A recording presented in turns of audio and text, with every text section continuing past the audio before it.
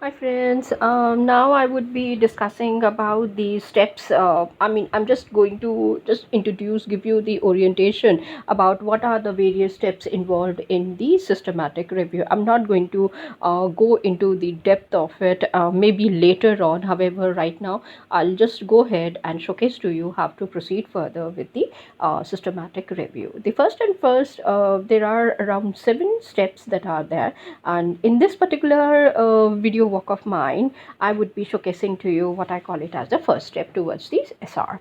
Now, first and foremost, how to start with the systematic review, which I have already given you a kind of introduction. However, let me proceed further. First and foremost is the user involvement.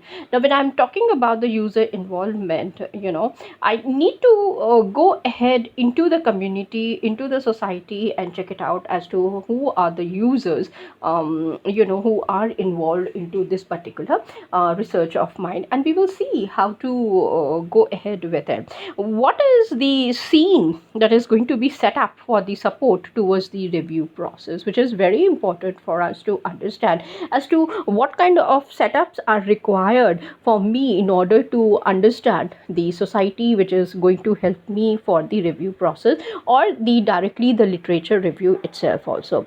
The third step would be, the third within the first step would be steps for setting up the scope of the review. Towards the end of my research, I need to understand, what is the scope of my entire research work that I'm taking care, and the development of the rules, as I have already mentioned, and how am I going to take care of it.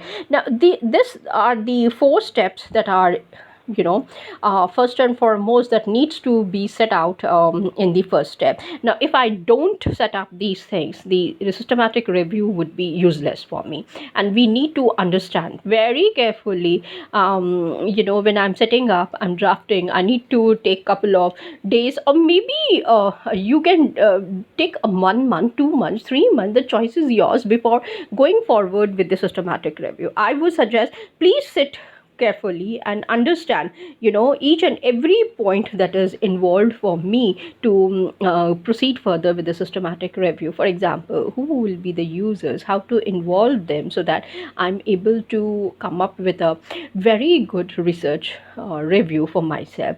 Now, when I'm taking care of these things, you are not only focused, you are also involving and becoming a very good observer of the society in order to understand what is it that I require it for my own review.